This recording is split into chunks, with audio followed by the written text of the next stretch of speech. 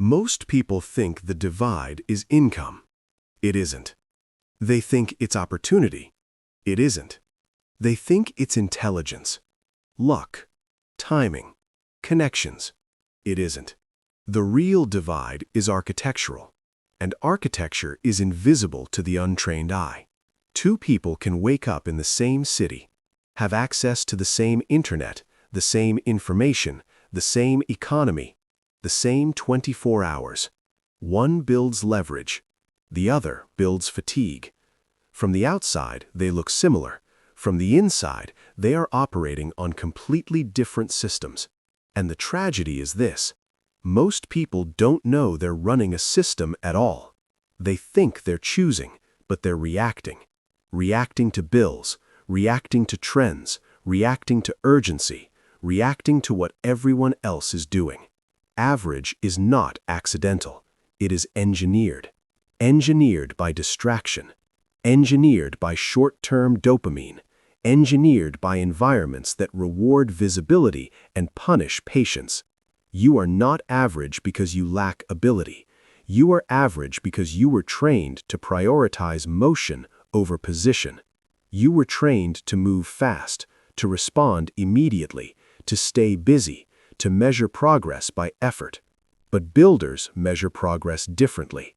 They measure it in leverage.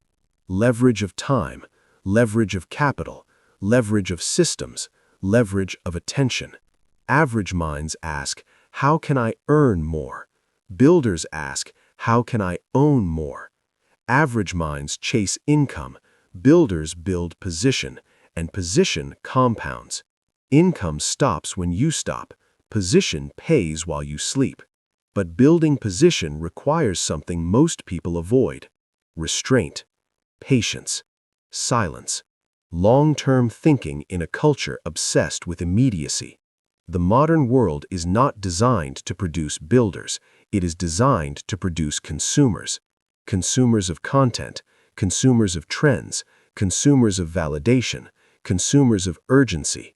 Builders operate differently. They filter relentlessly. They say no often.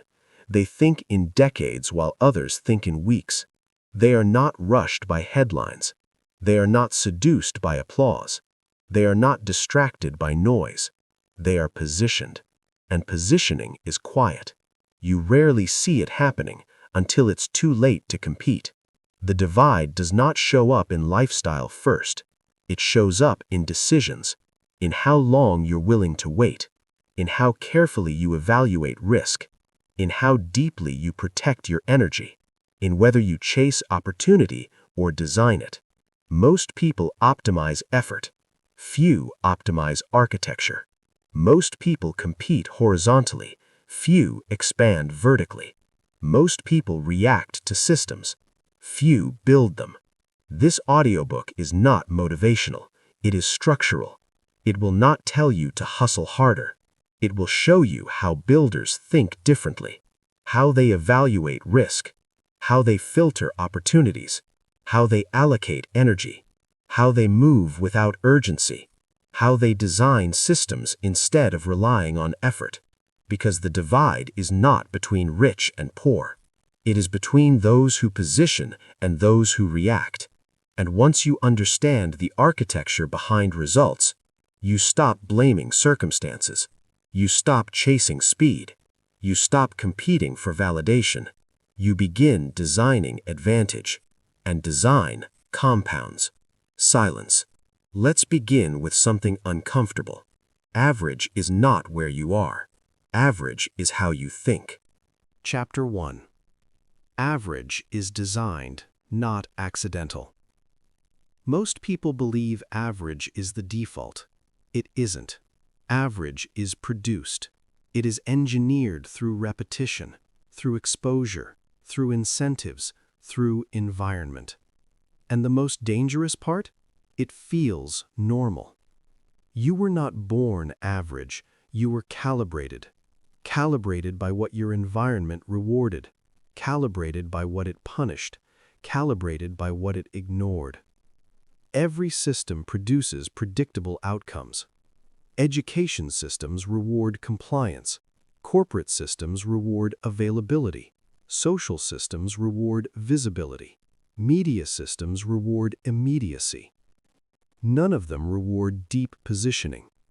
So most people never learn it. They learn to respond.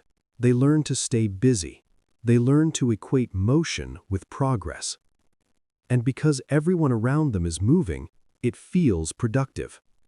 But productivity and positioning are not the same thing. Let's examine something quietly. Look at the average day. Wake up, check notifications, respond, commute, work, answer, react, scroll, consume, sleep. There is effort. There is exhaustion. There is motion. But where is leverage? Where is asset creation? Where is strategic placement? Where is long-term design? Average is not laziness. It is unstructured effort. And unstructured effort compounds nothing. It simply sustains activity. The modern world is exceptionally good at sustaining activity. It keeps you occupied. It keeps you stimulated. It keeps you informed. It keeps you reacting. But it rarely encourages you to step back and ask, what position am I building? Because position requires something the environment does not reward. Silence. Long stretches of focus. Delayed validation. Delayed reward. And most systems are not built to tolerate delay. They are built to reward immediacy. So you are trained, slowly, to prioritize short-term feedback. Messages. Likes. Deadlines. Pay cycles. Monthly metrics. Short horizons become your psychological default. And when short horizons become default, long-term architecture disappears. Now consider this. If you operate in an environment long enough, you begin to mirror it. If everyone around you measures success monthly, you begin to measure success monthly. If everyone around you chases visibility, you begin to chase visibility. If everyone around you values effort over leverage, you begin to value effort over leverage. Average is social reinforcement. It is a shared rhythm, a shared pace, a shared ceiling. And because it is shared, it feels safe. Builders operate differently. Not because they are immune to the environment, but because they question it. They ask, what game is this system encouraging me to play? And more importantly, is this the game that compounds? Most people never ask that question. They inherit the game. They accept the rules. They optimize inside it. But optimizing inside the wrong game does not create expansion. It creates exhaustion. You can work harder, earn more, learn more, consume more information, and still remain average. Because average is not about volume. It is about direction. Let's introduce something foundational. There are two invisible forces shaping outcomes: incentives and defaults. Incentives tell you what is rewarded. Defaults tell you what is easiest. Most people live inside default behavior. Default spending, default scheduling, default risk tolerance, default career paths, default thinking patterns, and default rarely builds advantage. It sustains equilibrium. If you want to understand why most people remain average, study what is easy. It is easy to consume. It is easy to react. It is easy to say yes. It is easy to fill your time. It is easy to measure short-term gains. It is difficult to build systems. It is difficult to say no. It is difficult to wait. It is difficult to design leverage. And difficulty is rarely socially rewarded in the short term. So average persists, not because people lack ambition, but because they lack architectural awareness. They do not see the structure shaping them. They believe they are making independent choices, but most of their choices are predictable responses to environment, to urgency, to visibility, to comfort. Now here is the uncomfortable shift. If average is designed, then it can be redesigned. But redesigning requires stepping outside the environment long enough to observe it. That requires detachment. And detachment feels unnatural when you've been trained to stay engaged. The builder's first advantage is not capital. It is awareness. Awareness of incentives. Awareness of defaults. Awareness of where effort leaks without creating leverage. Once you see the design, you can stop defending it. And once you stop defending it, you can begin positioning differently. Average is not where you are. Average is the system you are unconsciously cooperating with. And until you see the system, you will continue optimizing inside it. In the next chapter, we will examine the environment more closely, because the modern economy does not merely tolerate distraction, it monetizes it. And what is monetized is multiplied. Let's continue. Chapter 2. The Comfort Economy. If average is engineered, the next question becomes, engineered by what? Not by conspiracy, not by fate, by incentives. Modern economies do not simply produce goods, they produce behavior, and behavior follows reward. The most powerful force shaping your financial trajectory is not intelligence. It is environment. More specifically, what your environment rewards and what it quietly penalizes. Let's begin with something simple. Depth is rarely rewarded immediately. Distraction is rewarded instantly. Open your phone. Notifications. Messages. Short-form content. Trending topics. Breaking news. Reactions. Everything is optimized for immediacy. You are rewarded for attention, not for restraint. The system pays in dopamine, not in leverage. And dopamine compounds nothing. It simply resets desire. The modern economy monetizes your attention. The more reactive you become, the more valuable you become to it. Your clicks generate revenue. Your scrolling generates data. Your consumption generates cycles. And cycles sustain the system. Depth does not. Long-term positioning does not. Strategic patience does not. Those behaviors are economically quiet. They do not feed visibility metrics. They do not create rapid engagement. They do not stimulate frequent transactions. So they are not reinforced. Now observe something subtle. When you attempt to think long-term, you encounter friction. Silence feels uncomfortable. Waiting feels unproductive. Doing nothing feels like falling behind. That discomfort is not random. It is trained. You have been conditioned to associate movement with safety. Because movement produces feedback. And feedback produces reassurance.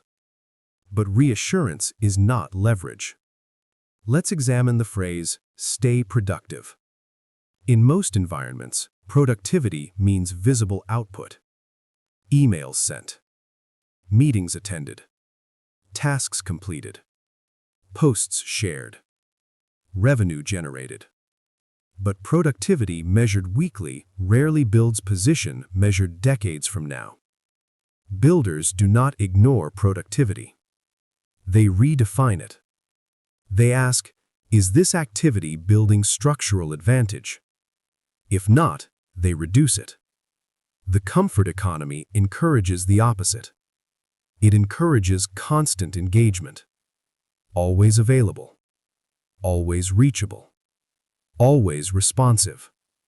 Availability becomes a virtue. Responsiveness becomes identity. But availability is expensive. Every yes costs positioning elsewhere. Every response consumes cognitive bandwidth. And bandwidth is finite. Now consider something more structural. Short-term cycles dominate economic life. Quarterly earnings, monthly bills, weekly targets, daily metrics. Very few systems reward 10-year thinking. So 10-year thinking becomes psychologically unnatural. When the environment reinforces short cycles repeatedly, your time horizon compresses. You begin measuring progress in months, then weeks, then days, eventually in notifications. That compression is invisible, but it is powerful. Because wealth, real wealth, expands on extended timelines. It compounds slowly. It matures quietly. It is built through patience that looks like stagnation to the reactive observer. And in a comfort economy, stagnation feels like failure. So people abandon compounding prematurely. They pivot, they chase, they adjust constantly. They call it adaptability. Often it is impatience disguised as strategy.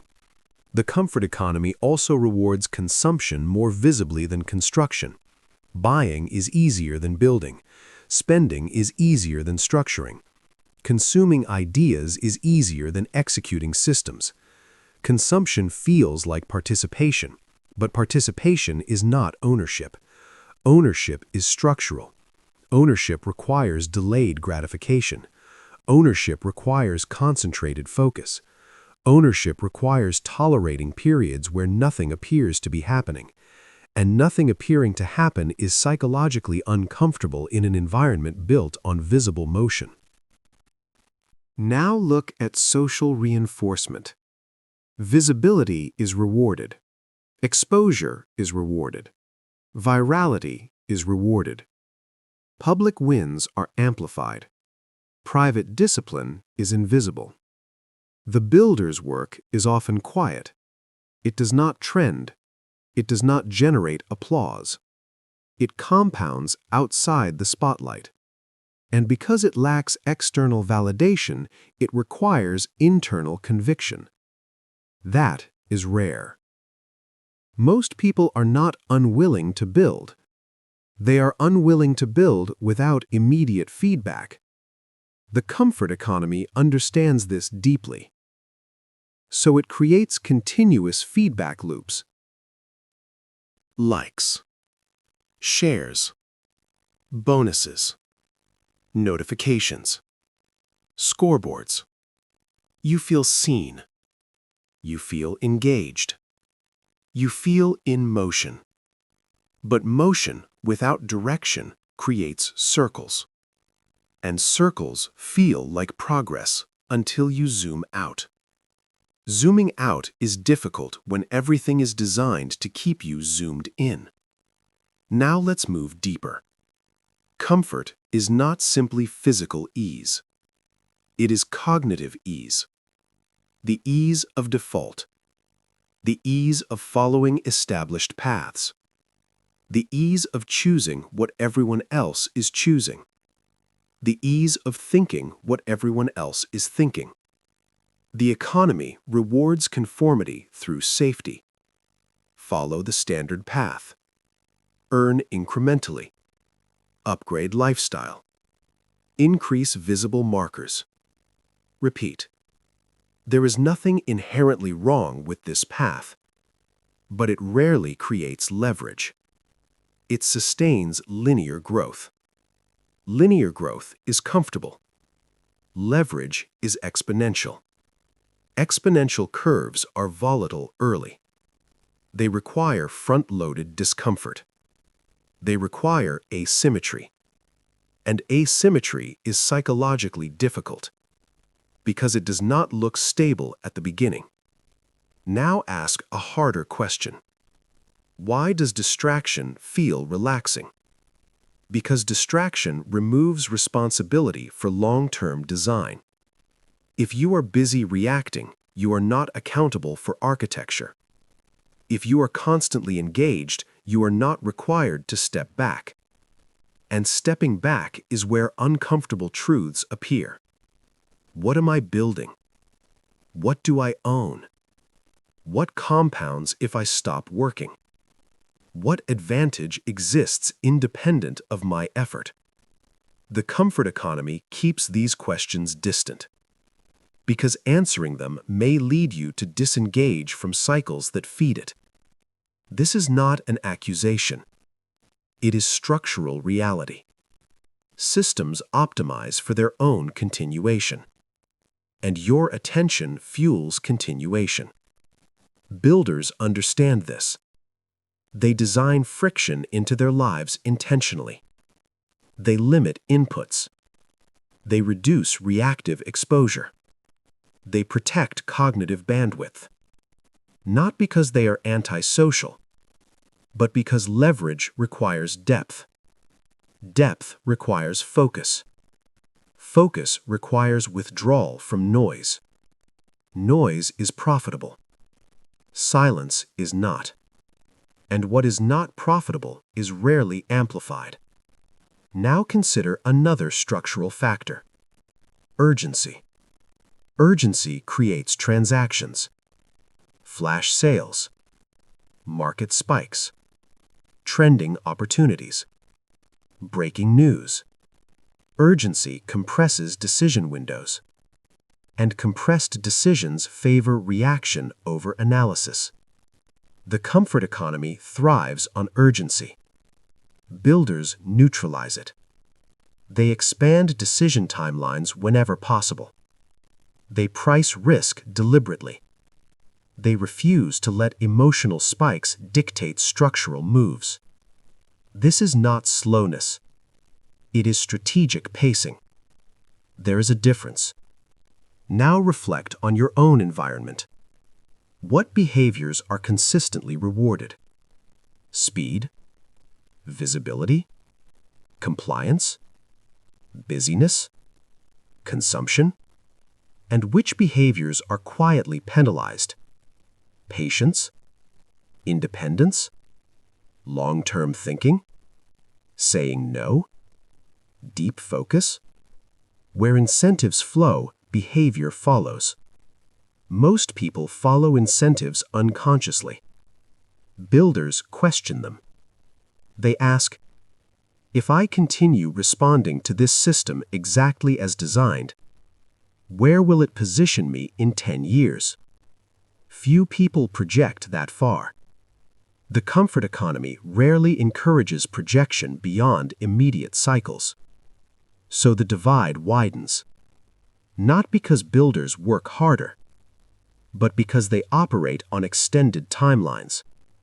They opt out of certain feedback loops. They choose fewer inputs. They prioritize asymmetry. They tolerate discomfort. They sacrifice immediate applause for long-term advantage. And advantage compounds invisibly, until it becomes visible. By then, it appears sudden. It was never sudden. It was structured. In the next chapter, we move into something subtle but critical: motion.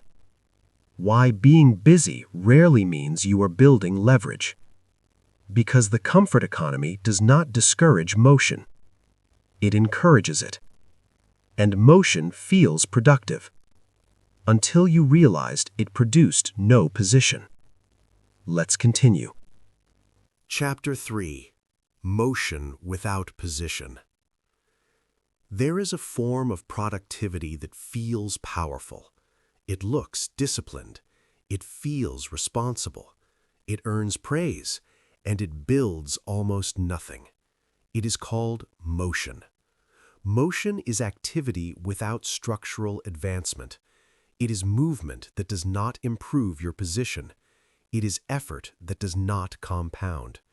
And modern systems reward it constantly. Look around. People are working, replying, posting, meeting, trading time for money, upgrading skills, attending events, chasing opportunities. There is movement everywhere, yet leverage remains scarce. Why? Because movement and positioning are not the same thing. Position is structural. Motion is behavioral. Position changes your advantage. Motion changes your fatigue. You can move endlessly without improving your structural leverage. Let's define leverage clearly. Leverage is advantage that works independently of your immediate effort. Assets, systems, ownership, intellectual property, network positioning, reputation in specific high-value arenas, distribution control, capital allocation structures. Those are positional. Answering emails is not positional. Attending meetings is rarely positional. Consuming content is not positional. Even earning income is not automatically positional. Income sustains lifestyle. Position builds autonomy. The modern professional life encourages motion. You are evaluated on visible activity, responsiveness, engagement, output volume. And because evaluation shapes behavior, you optimize for what is measured. Most workplaces measure effort. Few measure leverage. So people become efficient at visible activity. But efficiency in the wrong direction compounds nothing. Consider this quietly. If you stop working for 30 days, what continues?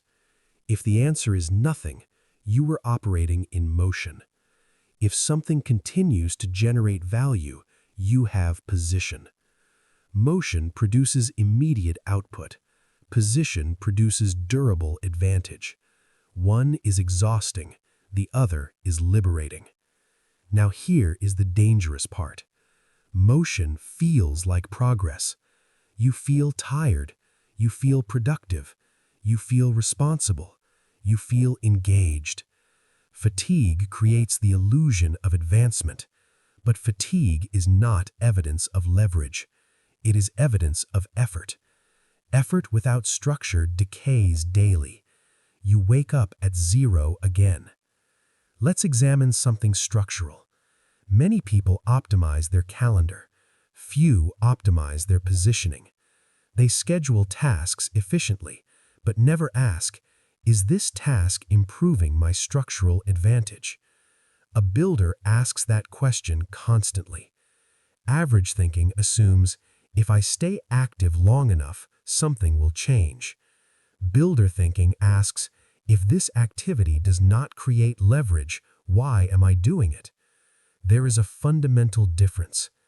Now let's go deeper. Motion is emotionally comfortable. Why? Because it avoids strategic risk. If you are always busy, you never have to confront the question of direction. If you are always responding, you never have to design. Design requires stepping out of motion, and stepping out of motion feels dangerous. It feels unproductive. It feels like falling behind. That feeling is trained. The comfort economy equates inactivity with loss. But inactivity and stillness are different. Stillness is strategic. It is evaluation. It is calibration. It is structural thinking. Motion is reactive. It is engagement without positioning. Let's introduce a quiet truth. Most people are not failing because they lack effort. They are stagnating because their effort lacks asymmetry. Asymmetry means small effort, large outcome. Motion is linear. Position is exponential. Linear effort scales with time. Exponential advantage scales with structure. Now observe common career paths. Climb incrementally. Increase salary gradually. Upgrade lifestyle proportionally. That is linear. There is nothing wrong with linear growth, but linear growth is fragile. It depends entirely on continued input. If input stops, output stops. Builders seek asymmetry. They look for opportunities where input is front-loaded, where systems carry weight over time, where ownership replaces constant participation, where control over distribution outperforms constant labor. They ask, what can I build once that pays repeatedly? Motion asks, what can I do today to stay active? These questions produce radically different futures. Now consider something psychological. Motion provides reassurance. It tells you that you are trying. It tells you that you are engaged. It tells you that you are not falling behind. Position often provides silence. It requires patience. It requires ignoring visible competition. It requires delaying comparison. That silence is uncomfortable in a world addicted to feedback. So people default to motion, because motion generates signals. Signals of relevance, signals of progress, signals of effort. But signals are not substance. Substance is structural. Now examine the phrase, I'm working on it. Working on what? If the answer is not structural leverage, you are refining motion. Motion also has a social advantage. It is visible. You can post about it, talk about it, demonstrate it. Position is less visible. Few people announce, I am building a quiet ownership stake. Few people celebrate, I declined 5 opportunities to protect focus. Those moves are invisible, but invisibility is often a prerequisite for compounding. Let's explore another angle. Motion keeps you in competition. Position reduces competition. If you are trading time for money, you compete with everyone willing to trade time. If you build systems, you compete structurally. Competition narrows, advantage widens. Builders are not obsessed with being busy, they're obsessed with being positioned. They eliminate low-leverage activity. They reduce reactive obligations. They consolidate effort into fewer, higher upside moves. This often makes them appear less active, but appearance is irrelevant. Architecture is everything. Now consider the hidden cost of motion. Cognitive depletion. Every decision consumes energy. Every small task fragments attention. Fragmented attention reduces depth. Reduced depth reduces quality of strategic thought. Reduced strategic thought eliminates asymmetry. So motion not only consumes time, it consumes the capacity to design leverage. That is its most dangerous cost. Now ask yourself something uncomfortable. Are you busy or are you building? Are you accumulating tasks or accumulating advantage? If your schedule vanished tomorrow, what remains? If the answer is nothing durable, you are optimizing motion, not position. The divide widens here. Average minds equate busyness with ambition. Builder minds equate leverage with intelligence. Ambition without structure burns out. Structure without noise compounds quietly. There is nothing glamorous about positioning. It often looks slow. It often looks like underperformance compared to peers. It often looks like inactivity, until it crosses an invisible threshold, and then it looks inevitable. Most overnight success stories are positional stories. Years of silent architecture, minimal visible motion, sudden structural breakout. The public sees the breakout. They do not see the positioning. So they replicate the visible moment, not the invisible foundation. and replication fails. Now we move to the core question. If motion is easy and socially rewarded, how do builders escape it? They implement filters. They evaluate every opportunity through leverage potential. They ask, does this improve my structural advantage? Does this create ownership? Does this expand control? Does this compound? If not, they decline. Saying no is positional. Saying yes is easy. Every yes expands motion.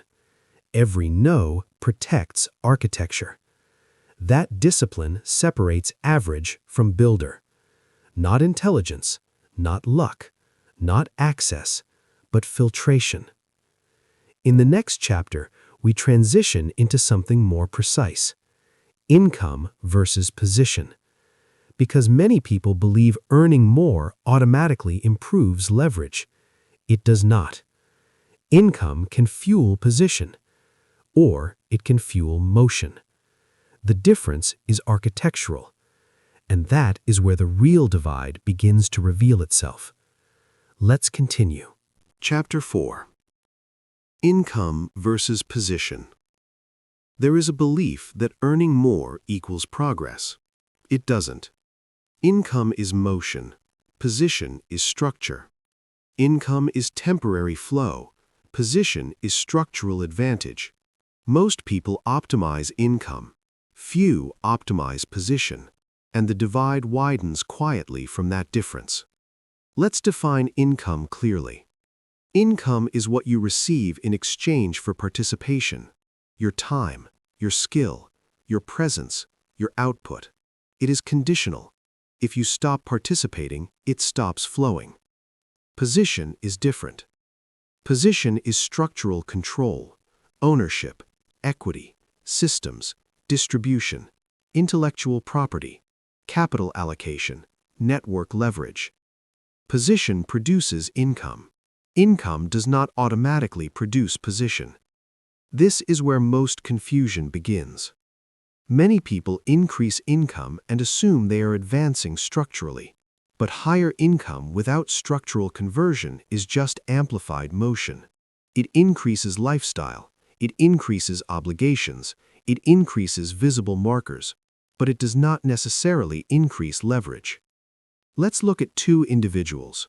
Person A increases salary from $60,000 to $120,000.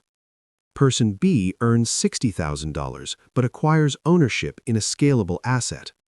From the outside, Person A appears to be advancing faster. Higher income, higher lifestyle, higher visibility. But structural leverage may be forming elsewhere. Income scales linearly. Position scales asymmetrically. Linear growth feels satisfying. Asymmetrical growth feels uncertain early. And uncertainty discourages average thinking. Now observe the psychological trap. Income provides immediate feedback. More money, more validation, more visible upgrades. Position often provides delayed feedback. Ownership might not pay immediately. Systems require setup before yield. Equity compounds quietly. So the mind gravitates toward income optimization because it is visible, because it is rewarded socially, because it produces applause. Position often produces silence, and silence is uncomfortable, especially in environments that equate visibility with success. Now ask a sharper question. What happens if you stop working for 90 days? If your financial stability collapses entirely, your structure is income dependent. If some systems continue producing value, you have position. Income dependence creates fragility. Position creates resilience. Fragility requires constant participation. Resilience tolerates temporary withdrawal. Builders pursue resilience. Average thinking pursues maximization of active income. The two paths feel similar early. They diverge over time. Let's explore a deeper layer. Income often increases consumption capacity. Position increases control capacity. Consumption improves lifestyle. Control improves leverage. Most people increase consumption proportionally with income. Few convert income into structural ownership. The system encourages this. Credit access expands with income. Lifestyle marketing intensifies with income. Social expectations rise with income. Upgrades become normalized. So income expands lifestyle obligations. Obligations require continued income. Continued income requires continued motion. Motion sustains the loop. Position breaks the loop. Position converts temporary flow into durable advantage. Now consider this structural observation. You can have high income and low position. You cannot have high position without income emerging eventually. Income is an output. Position is a multiplier. If income is high but position is low, growth plateaus at effort capacity. If position increases, income can scale beyond effort. Builders prioritize multipliers. Average thinking prioritizes increases. An increase is additive. A multiplier is exponential. Additive growth is stable but limited. Multiplicative growth is volatile early but expansive long-term. Most people choose stability. Builders choose asymmetry. Now let's examine control. Income gives you spending power. Position gives you negotiation power. Spending power is external. Negotiation power is structural. If you control distribution, you negotiate differently. If you own assets, you negotiate differently. If you have independent income streams, you negotiate differently. Income without position often reduces negotiation leverage. Why? Because dependency narrows optionality. Optionality is structural. If you have alternatives, you have leverage. If you do not, you have motion. Optionality allows patience. Patience increases decision quality. Decision quality compounds. Now observe something subtle. Income is competitive. Position is selective. You compete for jobs. You compete for promotions. You compete for clients. Position reduces competition. Ownership narrows the field. Control over niche assets narrows the field. Strategic placement narrows the field. Builders aim to reduce competitive density. Average thinking stays inside competitive pools. Competition compresses margins. Position expands them. Let's move into time horizons. Income is measured monthly. Position is measured in decades. If your thinking horizon is short, income optimization feels urgent. If your horizon is extended, position becomes obvious. Short horizons magnify immediate gains. Long horizons magnify compounding. The comfort economy reinforces short cycles, quarterly targets, monthly reviews, weekly metrics. Builders design long arcs, 10-year leverage, 20-year capital positioning, multi-decade brand equity. Those arcs look invisible early, but invisibility does not mean stagnation. It means incubation. Now let's confront something uncomfortable. Many people increase income and feel powerful. That power is conditional. Conditional power creates anxiety. Anxiety encourages more income chasing. Income chasing increases motion. Motion increases fragility. Fragility increases fear. Fear narrows decision windows. Narrow windows reduce strategic thought. The loop tightens. Position reduces anxiety because position reduces dependency. Reduced dependency increases calm. Calm improves analysis. Analysis improves positioning. The loop shifts. Now consider asset conversion. When income rises, what percentage converts into ownership? If conversion is low, structural advantage remains flat. If conversion is deliberate, leverage expands. The key difference is intentionality. Builders allocate income toward position. Average thinking allocates income toward lifestyle. Lifestyle is consumptive. Position is accumulative. one decays, one compounds. Let's look at energy. Income optimization consumes energy daily. Position design consumes energy front-loaded. Front-loaded energy is uncomfortable, but it reduces future strain. This is why builders often appear to underperform socially early. They redirect surplus toward structural leverage, while others redirect surplus toward visible consumption. The difference widens quietly. Now let's introduce strategic sequencing. Builders do not reject income. They use income as fuel. Fuel for ownership, fuel for systems, fuel for capital allocation. Income is not the enemy. Dependency on income is. Dependency creates constraint. Constraint limits positioning. Freedom of positioning requires surplus. Surplus requires discipline. Discipline requires long-term orientation. Now ask yourself, is your income increasing your independence or increasing your obligations? That answer reveals trajectory. The divide emerges here. Average thinking asks, how can I earn more this year? Builder thinking asks, how can I improve my structural advantage this decade? One optimizes cash flow, the other optimizes control. Cash flow sustains activity. Control shapes opportunity.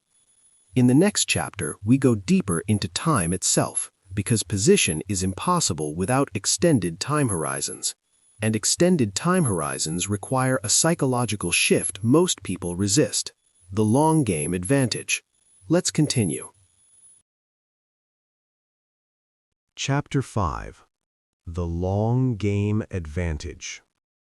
Most people overestimate what can happen in a year.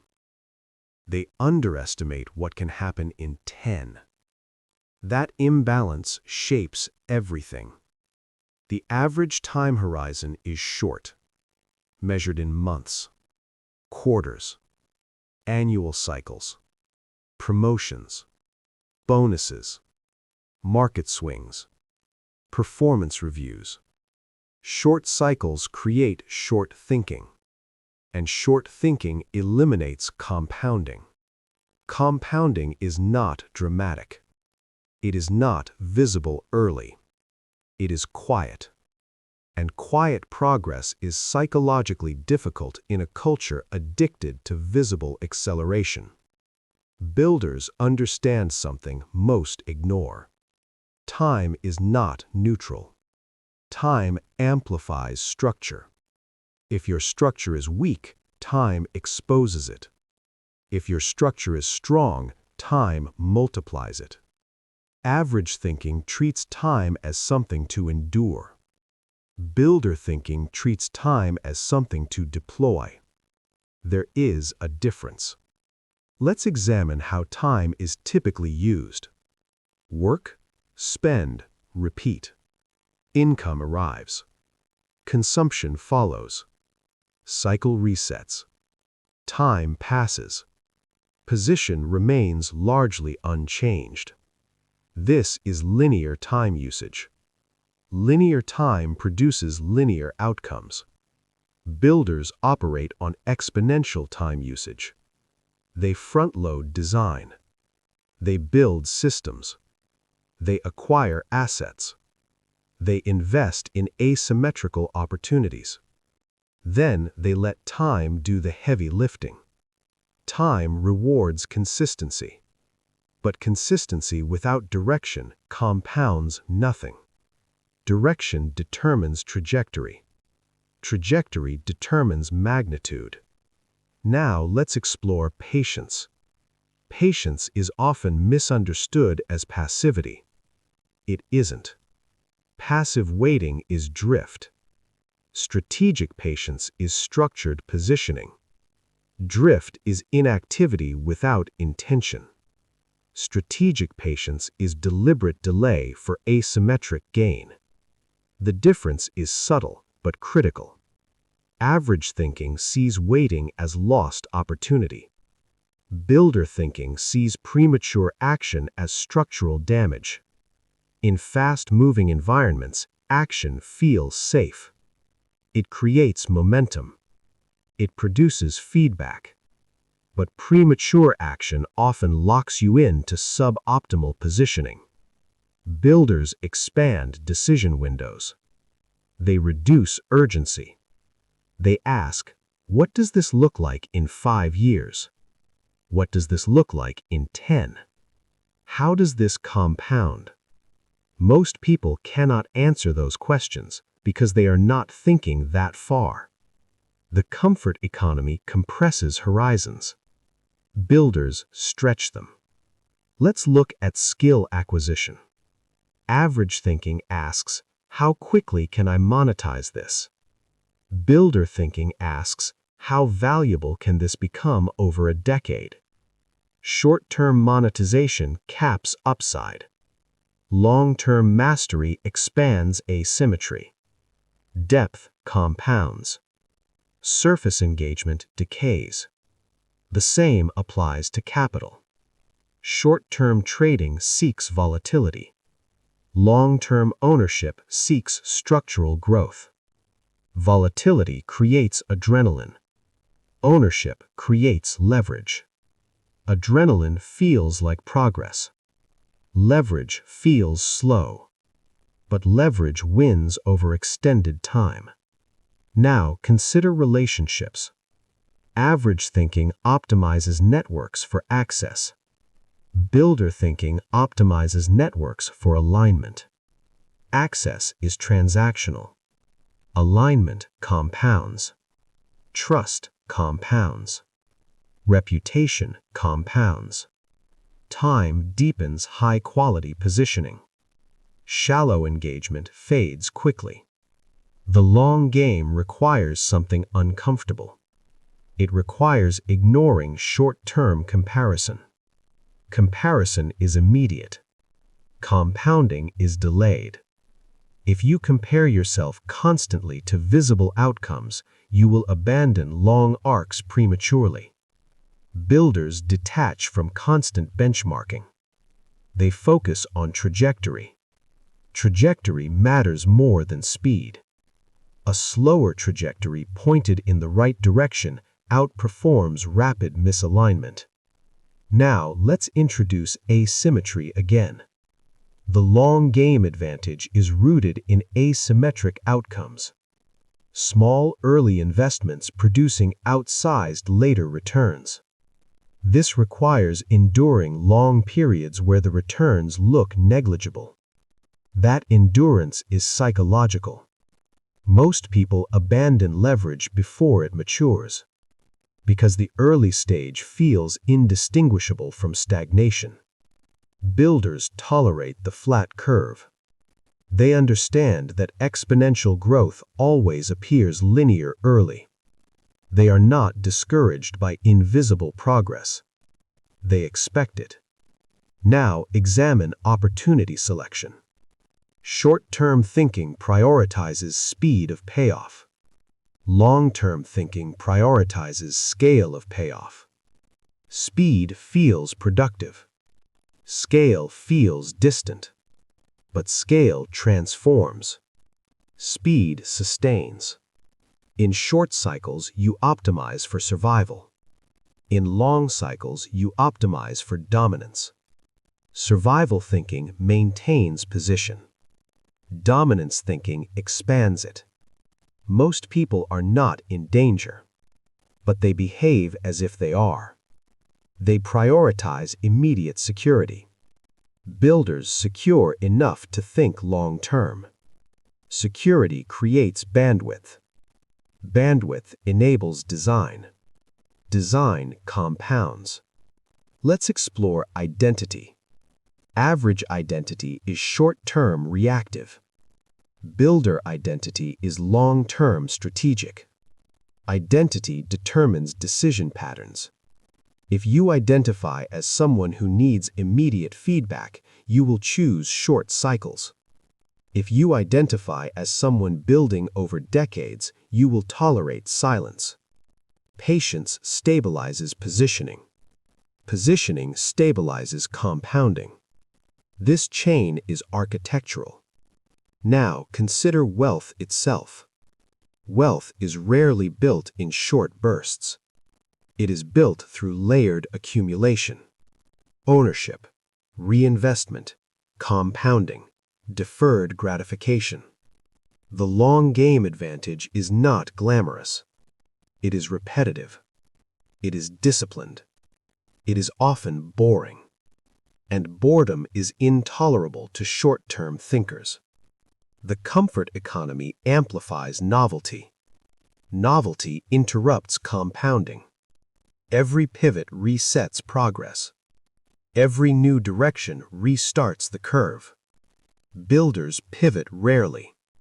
When they do, it is structural, not emotional. They adjust frameworks, not impulses. Now ask yourself, what decisions are you making based on one-year outcomes? What decisions would you make differently if your horizon were 10 years? The answers expose your architecture. A 10-year lens changes everything. Career choices, investment decisions, skill development, energy allocation, risk tolerance. Short horizons magnify fear. Long horizons reduce volatility. Volatility smooths over extended timelines. Patience reduces emotional reactivity. Emotional stability improves decision quality. Decision quality compounds. Now let's move into risk perception. Short-term thinkers fear volatility. Long-term thinkers price it. Over extended periods, volatility smooths.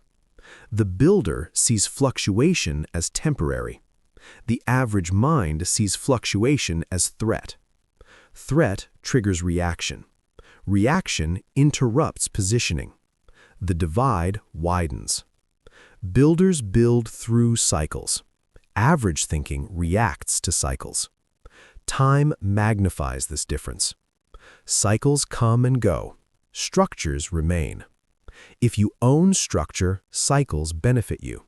If you trade motion, cycles exhaust you. The long game advantage is not about waiting. It is about structuring in a way that time becomes your ally. Time cannot save poor positioning, but it can amplify intelligent positioning beyond what effort alone could achieve. Most people attempt to accelerate outcomes. Acceleration without structure increases fragility. Builders accelerate selectively. They allow time to carry weight. They resist artificial urgency. They resist premature scaling. They protect the arc. The arc is trajectory over time. Protecting the arc requires saying no to short-term noise. It requires declining visible wins that compromise structural alignment. This restraint is invisible to observers, but it compounds internally. Now reflect on something quietly. If you disappeared for 1 year, what would continue growing? What systems remain active? What assets appreciate? What relationships deepen? What intellectual capital accumulates? If the answer is nothing meaningful, you are dependent on motion. If the answer includes structural growth, you are building position. The long game advantage separates those who look active from those who are expanding. In the next chapter, we refine patience further, because patience alone is insufficient. It must be strategic. Waiting without design is drift. Strategic patience is placement, and placement is where asymmetry begins. Let's continue. Chapter 6. Strategic Patience. Patience is often misunderstood. Most people interpret it as delay, as inactivity, as passivity, as doing nothing. That is not patience. That is drift. Drift is absence of direction. Strategic patience is different. Strategic patience is structured waiting. It is deliberate non-action. It is controlled timing. It is refusal to move prematurely. It is knowing that timing is a structural advantage. Average thinking equates speed with competence. Builders equate timing with intelligence. There is a difference. Speed amplifies momentum. Timing amplifies leverage. Momentum can be wasted. Leverage compounds. Now consider how urgency shapes behavior. Urgency compresses decision windows. Compressed windows reduce analysis. Reduced analysis increases error probability. Most costly decisions are not made from ignorance. They are made from impatience. The comfort economy conditions urgency. Flash sales, market spikes, trending opportunities, rapid cycles. You are trained to act quickly, because quick action generates transactions. But builders do not respond to external urgency automatically. They expand their internal decision window. They ask, is this aligned with my positioning? Is this asymmetric? Is this structural? If the answer is unclear, they wait. Waiting filters noise. Noise fades quickly. Signal persists. Strategic patience allows signal to reveal itself. Now let's explore something subtle. The inability to wait is often emotional. Fear of missing out. Fear of falling behind. Fear of stagnation. Fear that others are advancing faster. These fears compress time perception. When you feel behind, you accelerate. Acceleration without structure increases fragility. Builders detach from competitive pacing. They operate on internal clocks. Internal clocks are calibrated to trajectory, not comparison. Comparison is short-term. Trajectory is long-term. This distinction matters. Now examine opportunity. Opportunities do not disappear constantly. Most reappear in different forms. If something truly aligns with your positioning, it will not require panic. Panic is often a sign of misalignment. When urgency dominates, discipline collapses. Strategic patience restores discipline. It creates friction. Friction improves decision quality. Quality compounds. Let's explore markets. In volatile environments, reactive actors dominate headlines. Builders dominate outcomes. Reactive actors chase spikes. Builders accumulate quietly. Reactive actors celebrate short wins. Builders accumulate asymmetry. Time reveals the difference. Strategic patience requires confidence, not arrogance. Confidence in process. Confidence in positioning. Confidence in evaluation. Average thinking seeks certainty. Builders accept calculated uncertainty. There is no certainty in positioning. There is probability. Probability improves with analysis. Analysis requires time. Time requires patience. Now consider skill development.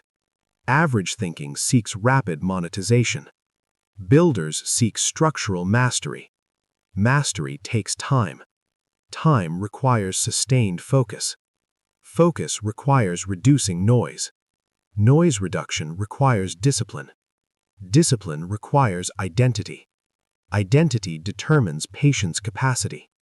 If your identity depends on visible progress, patience will feel threatening. If your identity depends on structural growth, patience will feel logical. Identity precedes timing. Now let's explore compounding again. Compounding does not reward impulsive switching. It rewards consistency. Every premature pivot resets momentum. Every reset delays asymmetry. Most people pivot too early. They abandon direction before structure matures. Because early phases feel slow. Slow feels like failure. But slow is often incubation. Strategic patience allows incubation to mature. Now consider capital allocation. If you deploy capital impulsively, volatility dominates you.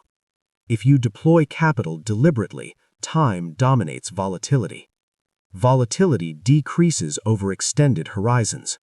Patience absorbs fluctuation. Impatience magnifies it. The builder understands that fluctuation is not threat. It is environment. Environment is navigated, not feared. Strategic patience is navigation. It avoids unnecessary exposure.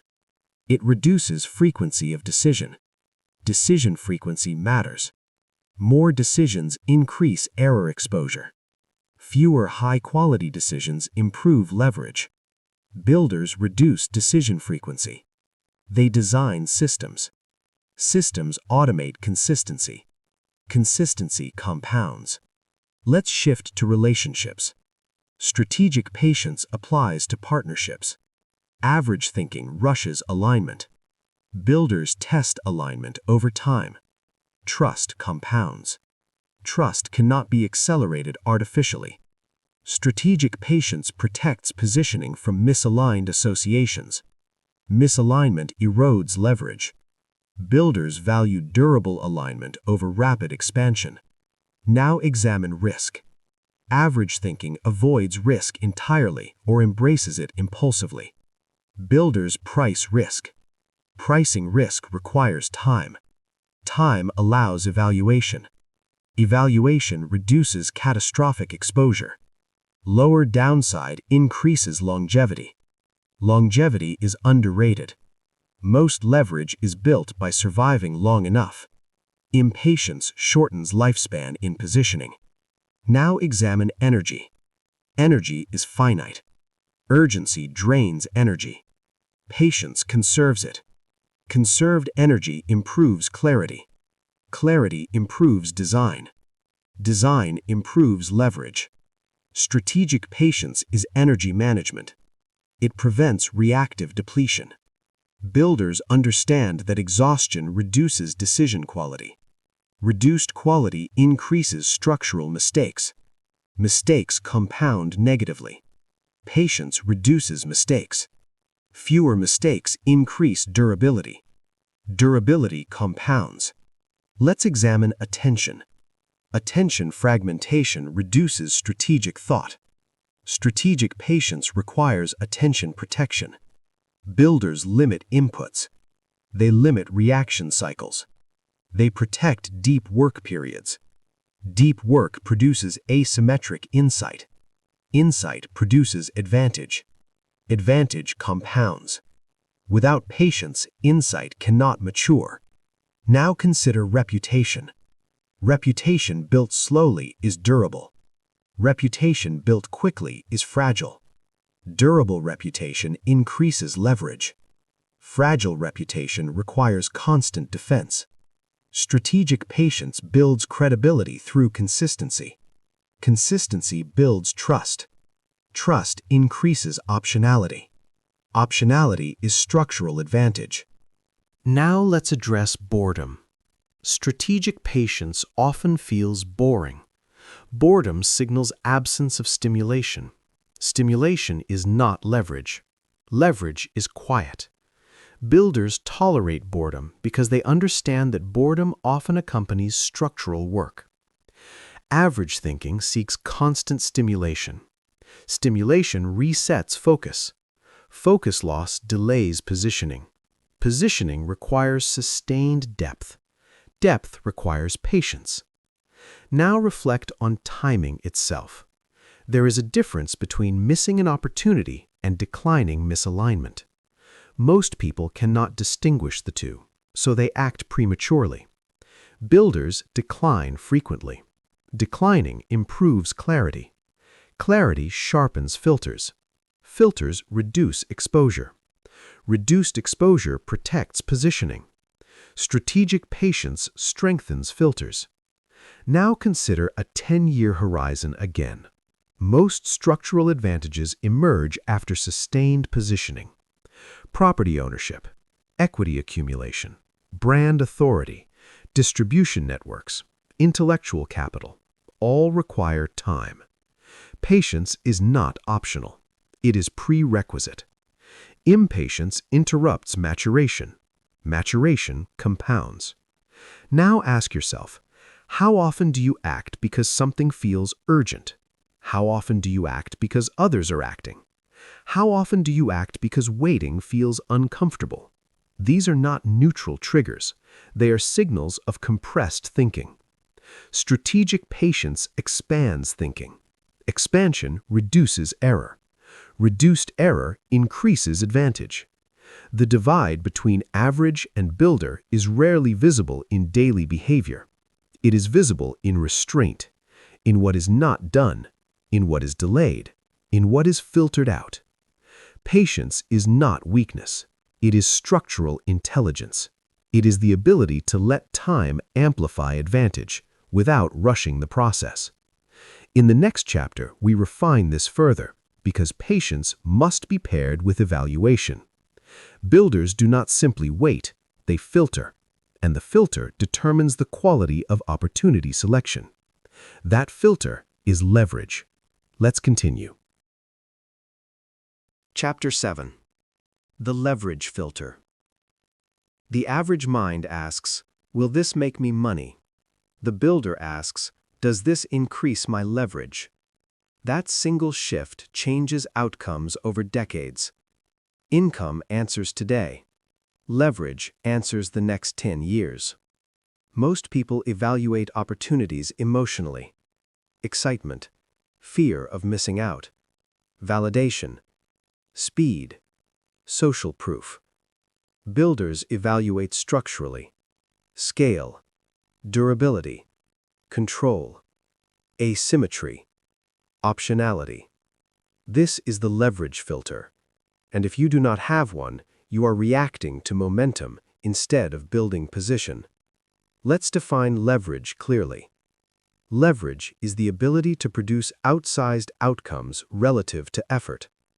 It allows small inputs to create disproportionate outputs. Without leverage, effort remains linear. With leverage, effort becomes exponential. There are only a few forms of true leverage: capital, technology, distribution, reputation, systems, ownership. Everything else is labor. Labor earns. Leverage multiplies. Now examine the average professional. They trade time for money. Their effort directly determines output. When effort stops, income stops. That is not leverage. That is dependence. Builders ask, how can I disconnect income from effort? Not immediately, but structurally. Ownership of assets creates leverage. Equity compounds without hourly presence. Systems automate consistency. Distribution expands reach without proportional labor. Reputation attracts opportunity without constant pursuit. Technology scales output beyond physical limitation. This is structural thinking. Now examine opportunity evaluation. When presented with a decision, average thinking asks, how much can I make?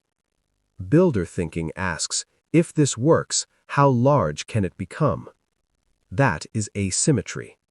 Small upside, large downside, reject. Large upside, controlled downside, evaluate. Asymmetry is the core of leverage. Most people seek certainty. Builders seek favorable risk-reward structure. Let's refine this further. A leveraged opportunity must meet 4 criteria. It scales. It compounds. It protects downside.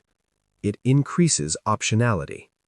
If an opportunity fails those filters, it is labor disguised as opportunity. Scale means the upside is not capped by time. Compounding means the value grows over time without constant reinvention. Downside protection ensures survivability. Optionality increases future choices. Now examine common decisions. Taking a job that increases income but not ownership. That increases cash flow but not leverage. Learning a skill that enhances your irreplaceability. That increases leverage. Building an audience. Leverage. owning equity instead of salary alone. Leverage. Automating recurring processes. Leverage. Improving reputation through depth instead of volume. Leverage. The average mind sees activity. The builder sees architecture. Architecture compounds. Activity exhausts. Now consider something subtle. Many opportunities appear profitable in the short term. Few increase leverage. A short-term project may generate immediate income. But if it does not create reusable assets, it resets at completion. Builders prefer opportunities that leave residue. Residue is long-term value left behind. Intellectual property. Systems. Distribution. Equity. Network strength. Brand authority. If a project leaves nothing behind, it is a transaction. Transactions do not build position. Residue builds position. Now examine leverage through time. A leveraged decision may feel slower initially, because scale requires setup. Linear decisions feel productive immediately, because effort maps directly to output. Builders tolerate delayed validation, because leverage requires initial investment. The comfort economy rewards visible activity. Leverage is often invisible early. That is why most ignore it. Now examine career architecture. The average path is vertical, promotion-based. Builders design diagonally, positioning-based. Vertical movement increases income. Diagonal movement increases control. Control is leverage. Control reduces dependency. Dependency limits optionality. Optionality increases power. This chain defines expansion. Now consider capital. Spending reduces leverage. Investing increases leverage. But not all investing increases leverage equally. Speculation without understanding increases fragility. Ownership of durable assets increases stability. Builders seek durability. Durability compounds. Fragility collapses under volatility. Now let's move to decision frequency. If you must constantly chase new opportunities, your leverage is weak. Strong leverage reduces opportunity hunting. Opportunities begin coming towards you. Reputation becomes inbound leverage. Skill depth becomes magnetism. Ownership becomes gravity. This is structural dominance. Now examine energy. Energy applied to leveraged assets multiplies. Energy applied to linear labor depletes. The same effort can produce different outcomes depending on leverage structure. This is why builders do fewer things, but more deeply. Depth increases defensibility. Defensibility protects leverage. Without defensibility, scale becomes fragile. Now let's address ego. Many people pursue visibility over leverage. Visibility without ownership is exposure. Ownership without visibility can still compound. Builders prefer control over applause, because applause fades. Control compounds. Now examine optionality again. A leveraged position gives you choice. Choice reduces pressure. Reduced pressure improves decision quality. Improved decision quality compounds further leverage. Average thinking operates under pressure. Pressure compresses thinking. Compressed thinking reduces filter quality. Poor filters increase fragility. The leverage filter protects against this. Now ask yourself, does this opportunity build something reusable? Does it increase ownership? Does it reduce dependency? Does it scale beyond effort? Does it create long-term asymmetry? If the answer is no, it may still generate income, but it does not build position. Builders prioritize position over income, because position eventually produces income at scale. Income without position must be defended constantly. Position produces income naturally. Now examine risk tolerance. Average minds avoid risk entirely. Builders accept calculated risk when leverage is asymmetric. Small controlled downside, large potential upside. This requires analysis. Analysis requires patience. Patience requires identity stability. Everything connects. Now consider time allocation. If your schedule is filled with urgent tasks, leverage cannot develop. Leverage requires deep work. Deep work requires protected focus. Focus requires filtering. Filtering requires saying no frequently. Saying no increases strategic clarity. Clarity improves leverage decisions. Now examine consumption. Consumption reduces capital. Capital deployed intelligently increases leverage, but capital includes more than money.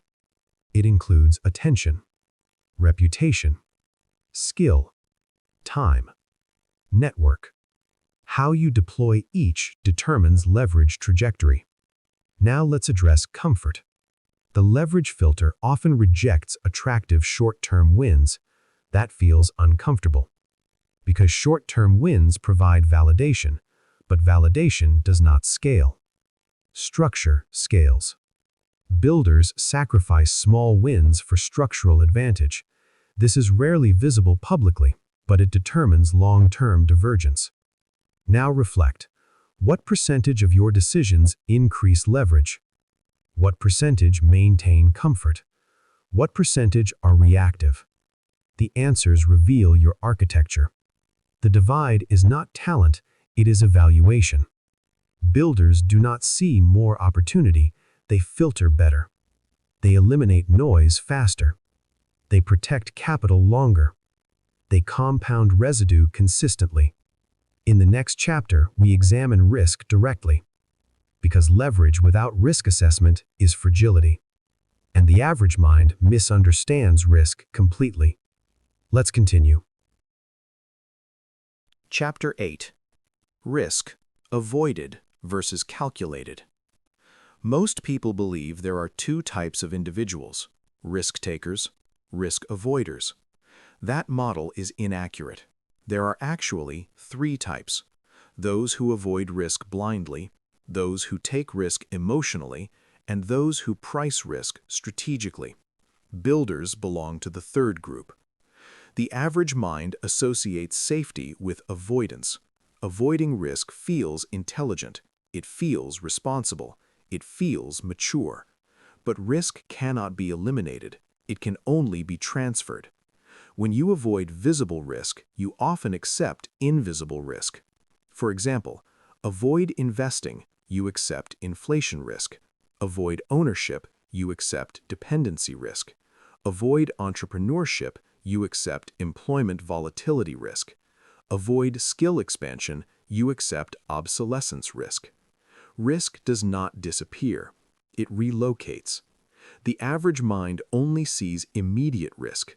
Builders see structural risk. Structural risk is long-term vulnerability embedded in your positioning. Let's define risk properly. Risk is not volatility. Risk is the probability of permanent damage. Volatility is movement. Permanent damage is structural loss. Average thinking confuses the two. When markets fluctuate, average minds panic. When builders see fluctuation, they examine fundamentals. They ask, has the structure changed?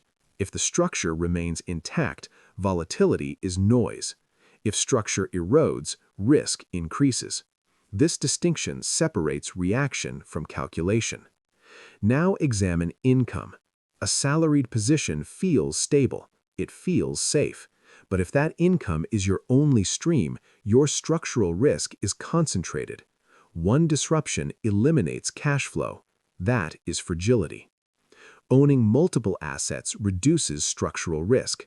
Diversification is not about maximizing return, it is about minimizing fragility. Builders understand fragility. They design against it. Now consider entrepreneurship. Many view starting a business as risky, but remaining replaceable is also risky.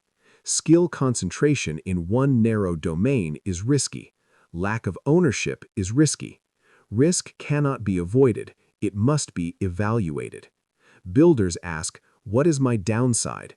What is the probability of that downside? Can I survive it? If the upside works, how asymmetric is it? This is pricing risk. Pricing risk transforms fear into calculation. Fear thrives in vagueness. Calculation thrives in clarity. Average minds avoid risk because they do not measure it. Builders measure before acting. Measurement reduces emotional reaction. Now examine asymmetry again. If you invest $1,000 in something where the maximum loss is $1,000, but the upside could be $20,000, that is asymmetric. If you invest $1,000 for a potential gain of $1,200, but a downside of $1,000, that is poor asymmetry. Builders seek asymmetric exposure, small downside, large potential upside. This requires patience and discipline. It requires saying no frequently. Now let's examine personal risk tolerance. Most people believe they are risk-averse. In reality, they are volatility-averse. They fear fluctuation, but they tolerate structural stagnation. They tolerate slow decline. They tolerate missed compounding, because those risks are invisible. Builders invert this. They tolerate fluctuation, but they avoid structural stagnation, because stagnation compounds negatively. Now consider skill investment. Learning a difficult skill requires time. There is opportunity cost. Short-term income may slow. Average thinking avoids this discomfort. Builders accept short-term discomfort for long-term leverage. They price the opportunity cost. They calculate the compounding benefit. Risk is not eliminated. It is selected intentionally. Now examine information. Information asymmetry reduces risk. Builders study before exposure. They analyze, they research, they understand downside scenarios. Preparation reduces uncertainty. Preparation reduces emotional volatility. Most panic is caused by ignorance. Knowledge reduces fear. But knowledge requires time. Time requires patience. Everything connects. Now consider leverage and risk together. Leverage amplifies outcomes, both positive and negative. Therefore, leverage must be paired with calculated exposure. Too much leverage without understanding increases fragility. Too little leverage eliminates growth. Builders operate within tolerable exposure. They do not overextend. They do not bet survival capital recklessly. They protect the foundation. Foundation protects longevity. Longevity allows compounding. Now examine the difference between speculative risk and strategic risk. Speculative risk is based on excitement. Strategic risk is based on structural reasoning. Speculative risk follows trends. Strategic risk follows analysis. Speculative risk depends on timing precision. Strategic risk depends on long-term asymmetry. Speculative risk is emotional. Strategic risk is mechanical. Builders eliminate emotion from exposure decisions. They build rules. Rules prevent impulse. Impulse increases fragility. Now let's address fear directly. Fear is often a signal of unfamiliarity, not actual danger. The first time you invest, it feels dangerous. The first time you negotiate ownership, it feels uncomfortable. The first time you reject a safe path for a structural one, it feels unstable. Fear does not always indicate risk, it often indicates growth. Builders separate emotional discomfort from structural danger. They ask, is this emotionally uncomfortable or structurally unsafe? These are different categories. Average minds conflate them. Now examine portfolio thinking beyond markets. Your career is a portfolio. Your skills are a portfolio. Your capital is a portfolio. Builders diversify intelligently, not randomly. Diversification reduces catastrophic risk, But over-diversification dilutes leverage. There is balance. Calculated exposure requires calibration. Calibration requires reflection. Reflection requires slowed thinking. Slowed thinking improves risk pricing. Now consider optionality again. Optionality reduces risk. The more options you have, the less exposed you are. Options require positioning. Positioning requires design. Design reduces fragility. Fragility amplifies risk. Builders increase optionality before increasing exposure. This is sequence discipline. Sequence matters. If you scale before stabilizing foundation, collapse probability increases. Most failures occur from sequence error, premature expansion, premature leverage, premature visibility. Strategic builders delay exposure until foundation can absorb volatility. Now examine confidence. True confidence is not loud. It is calculated. It is grounded in analysis. It understands worst-case scenarios. It is prepared for them. Preparation reduces panic. Panic increases structural mistakes. Structural mistakes compound negatively. Calculated risk prevents this. Now reflect. What risks are you avoiding because they feel uncomfortable? What risks are you accepting unknowingly because they feel normal?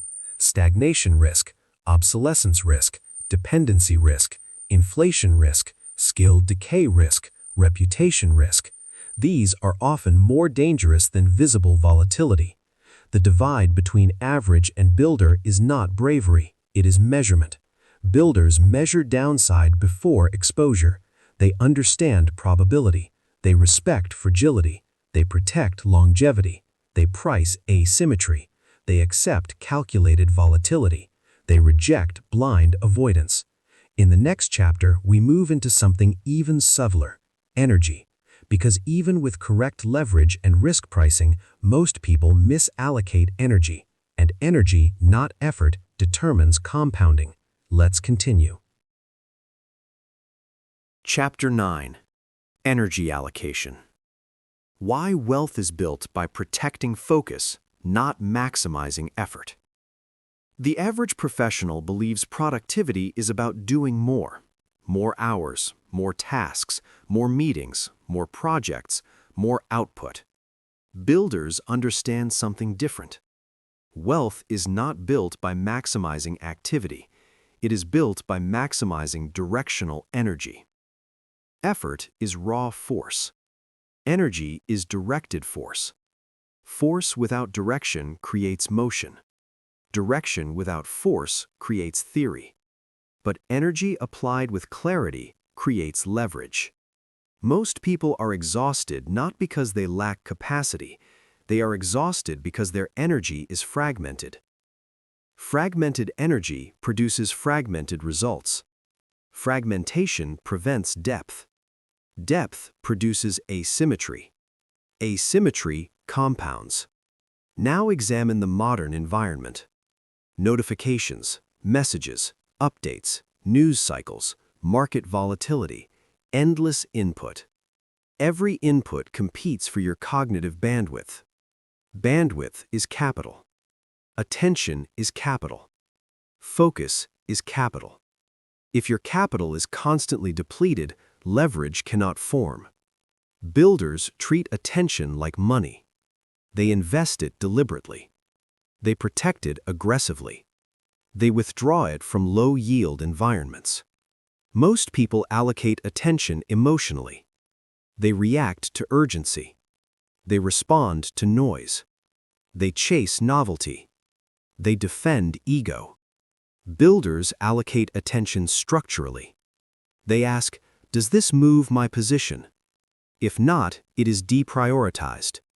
Energy allocation determines output quality. Quality determines durability. Durability determines compounding. Now examine effort again. You can work 12 hours per day, but if those 12 hours are spent on low-leverage tasks, progress remains linear. You can work 4 focused hours on high-leverage positioning. That may compound exponentially. The difference is selection. Builders optimize selection before effort. They ask, what deserves my energy? Most ask, how much energy do I have? This inversion changes outcomes. Now let's explore focus. Deep focus is uncomfortable. It lacks stimulation.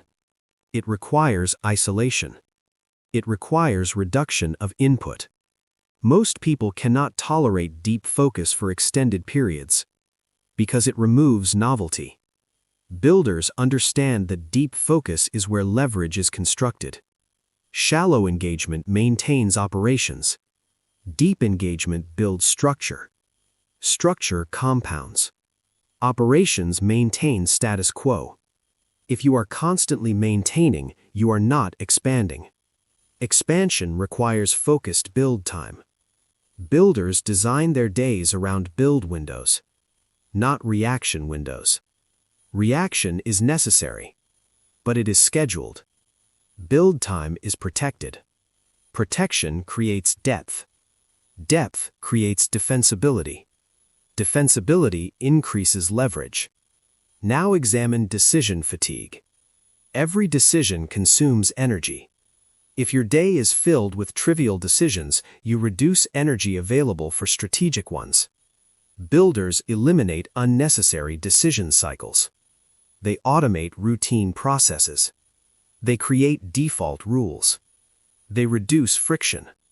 Reduced friction preserves energy. Preserved energy improves strategic thinking. Strategic thinking improves leverage. Now consider emotional energy. Emotional volatility drains cognitive clarity. Anger, comparison, envy, status anxiety, fear of missing out. Each consumes mental resources. If your emotional state fluctuates constantly, your energy allocation becomes unstable. Builders regulate emotional exposure. They reduce social comparison. They limit reactive inputs. They detach from performative environments. Not because they are immune, but because they understand cost. Energy lost to emotional turbulence cannot be reinvested. Now consider the myth of multitasking. Multitasking fragments attention. Fragmented attention reduces depth. Reduced depth limits asymmetry. Asymmetry requires sustained focus. Sustained focus requires monotasking. Builders design sequential attention cycles. They complete before switching. Completion builds momentum. Momentum increases clarity. Clarity improves positioning. Now examine meetings. Many professionals spend most of their energy in reactive discussion. Discussion does not equal progress. Builders measure meetings by leverage output. If a meeting does not increase position, it is reduced or eliminated. Time spent must correlate with structural return. Otherwise, it is maintenance. Maintenance is necessary, but maintenance cannot dominate. If maintenance dominates, growth stalls. Now consider the difference between busy and positioned. Busy people are always active. Positioned people are often quiet. Silence does not mean stagnation. Silence often signals deep build cycles. Builders are comfortable with low visibility during construction. Average minds equate visibility with progress. Progress is internal before external. Now examine creative energy. Creative thought requires uninterrupted cycles. Each interruption reduces complexity handling. Complexity produces leverage. If you cannot hold complex models in your mind, you cannot design asymmetric systems. Attention depth determines design quality. Design quality determines compounding power. Now examine personal life boundaries. Energy leakage occurs through unmanaged commitments, excessive obligations, unclear expectations, poor boundaries. Builders establish constraints. Constraints protect energy. Protected energy builds structure. Structure compounds. Now let's examine effort maximization. Some believe the answer is simply to work harder. Hard work without prioritization increases exhaustion. Exhaustion reduces clarity. Reduced clarity increases poor decisions. Poor decisions reduce leverage. The cycle becomes destructive. Builders prioritize energy renewal. Rest is strategic. Recovery improves cognitive sharpness. Sharpness improves decision quality. Quality compounds. Now examine attention markets. Companies compete for your attention. Social platforms monetize your distraction. News cycles monetize urgency. Builders recognize this as environmental competition. They do not participate passively. They withdraw. They filter. They create input rules. Rules protect bandwidth. Bandwidth produces depth. Depth produces leverage. Now consider long-term identity. If you identify as someone who must always be available, your energy will fragment. If you identify as someone who builds, you will protect deep cycles. Identity shapes allocation. Allocation shapes outcomes. Now examine strategic isolation. Isolation is not withdrawal from society. It is withdrawal from noise. Builders create intentional isolation periods. During these periods, they construct. Construct what? Assets, systems, frameworks, relationships, intellectual property. These are high-leverage outputs. They cannot be built in fragmented attention cycles. Now consider the difference between urgency and importance.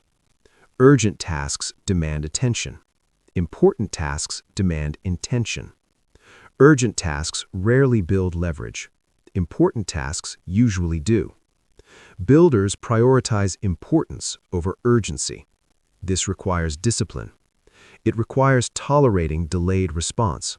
It requires confidence in direction. Average thinking responds immediately. Builders schedule response strategically. Now examine feedback loops. Energy invested in high-leverage assets generates reinforcing feedback. Small progress builds momentum. Momentum reduces friction. Reduced friction increases consistency. Consistency compounds. Fragmented energy produces inconsistent output. Inconsistency prevents compounding. Now ask yourself, where is your energy currently allocated? Maintenance, reaction, comparison, or construction? Construction requires design. Design requires clarity. Clarity requires silence. Silence requires discipline. Discipline requires identity alignment.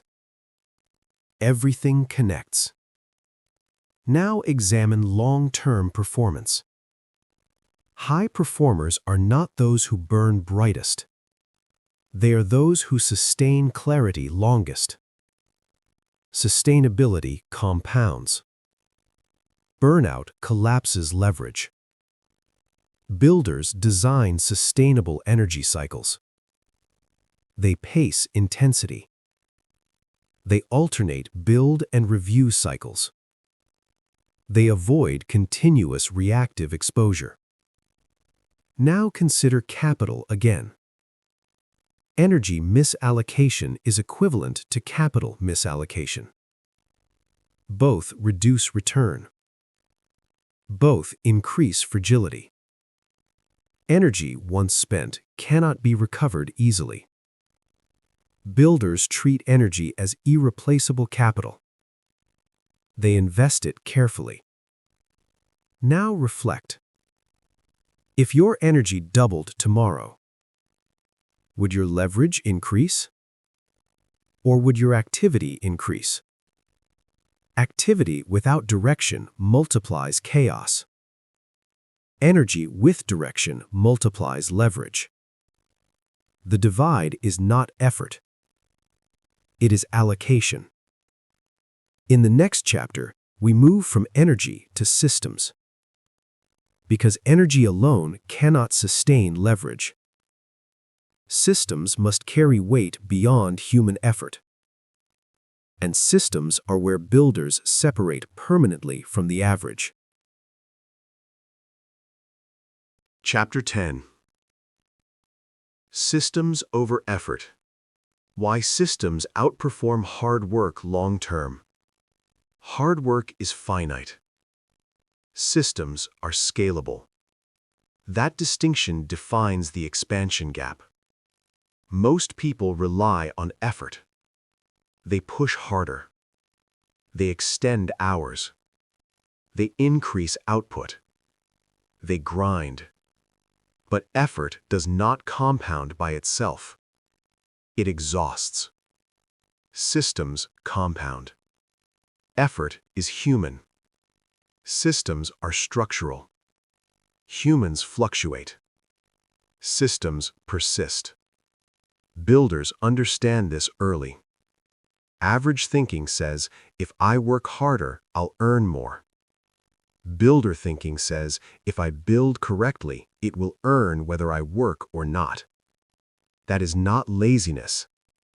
It is architecture. Now define a system clearly. A system is a repeatable process that produces consistent output without requiring constant decision-making. It reduces cognitive load. It reduces variability. It increases predictability. Predictability compounds. Variability increases fragility. Most people operate manually. Manual decisions. Manual tracking. Manual follow-up. Manual execution. Manual marketing. Manual management. Manual everything. Manual structures collapse under scale. Systems absorb scale. Now examine income. If income depends entirely on your presence, you do not have a system. You have labor. Labor pays.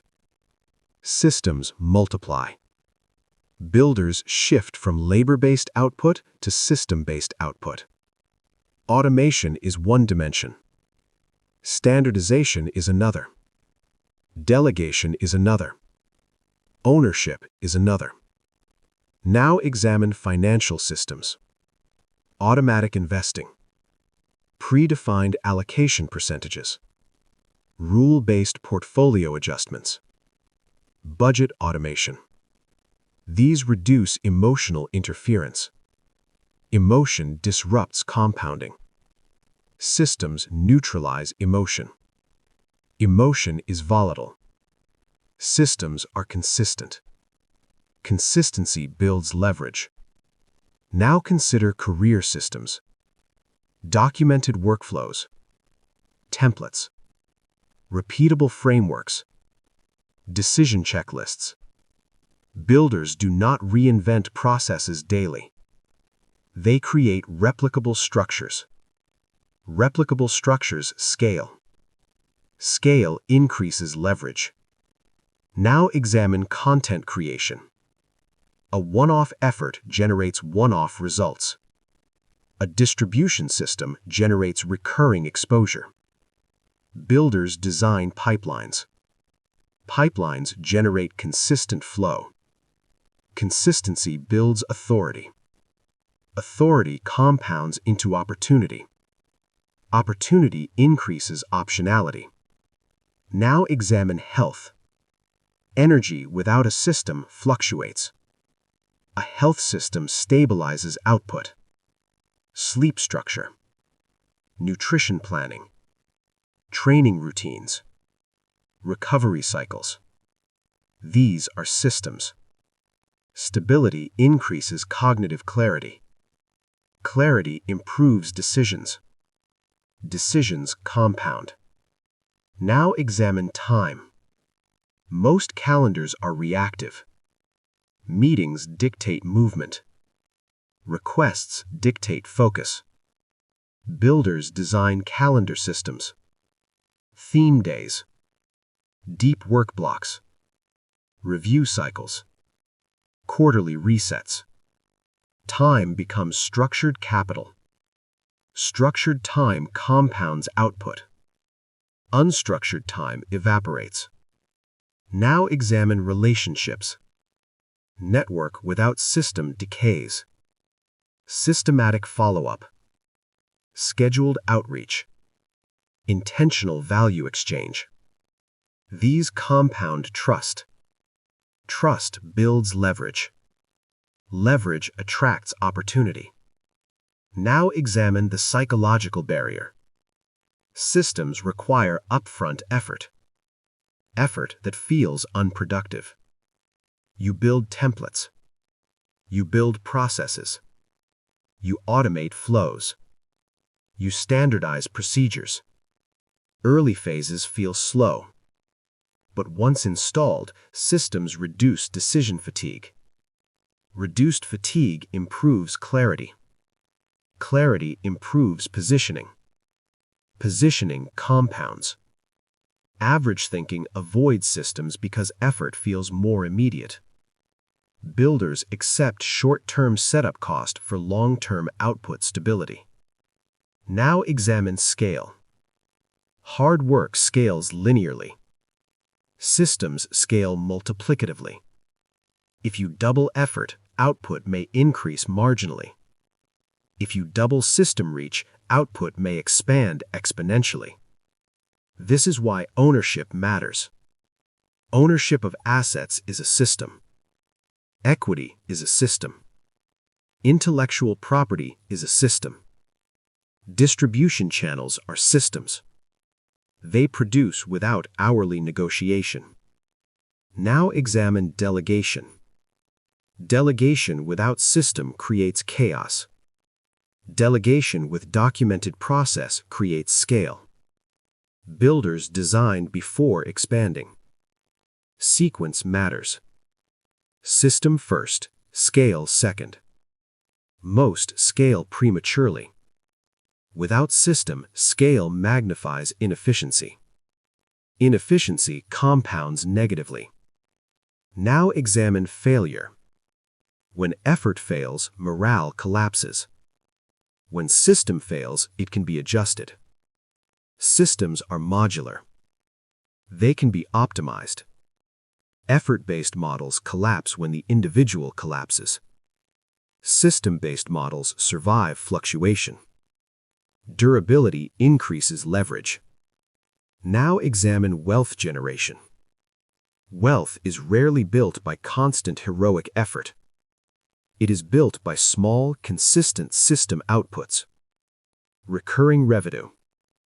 Reinvestment loops. Equity growth. Automation layers. Each layer increases resilience. Each layer reduces dependency. Dependency limits optionality.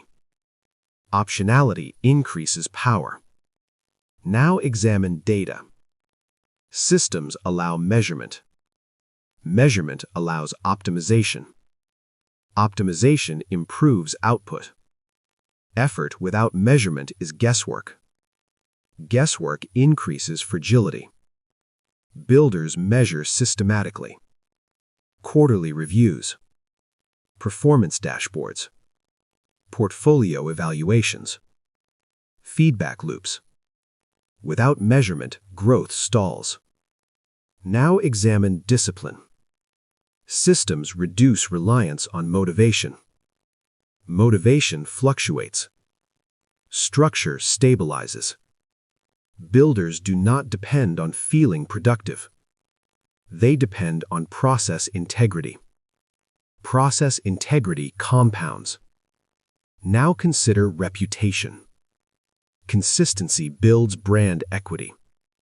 Brand equity is a system. Trust reduces friction. Reduced friction increases transaction velocity. Velocity increases compounding.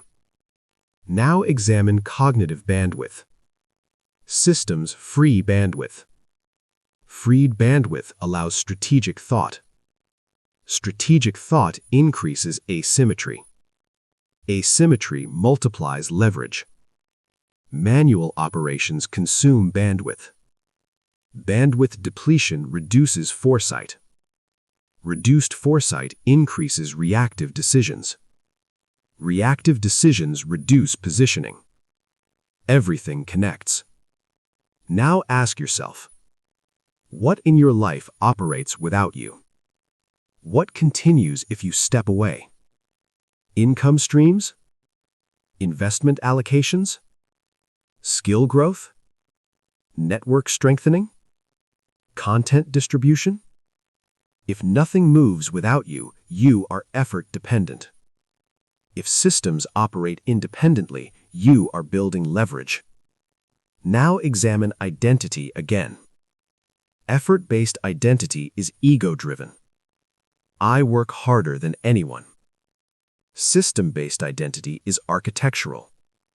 I build structures that work for me. Architecture outperforms intensity. Intensity fades. Architecture compounds. Now examine friction. Systems reduce friction. Reduced friction increases execution rate. Increased execution improves consistency. Consistency builds momentum. Momentum compounds. Now examine strategic advantage. The expansion gap widens because average thinking remains effort-bound. Builders become system-bound. Effort-bound individuals hit ceilings. System-bound individuals break them. Now consider this. If you worked half as hard but had twice the systems, would your output decline? Likely not. If you worked twice as hard but removed your systems, would output remain stable? Likely not. The answer reveals leverage. In the next chapter, we shift from systems to identity transition. Because building systems is not enough, you must shift from consumer to constructor. And that shift is psychological. Let's continue. Chapter 11. From consumer to constructor. The shift from spending cycles to asset cycles. There are two dominant financial identities in modern society: consumer, constructor. Most people believe they are building, but structurally, they are consuming. Consumption is not just spending money.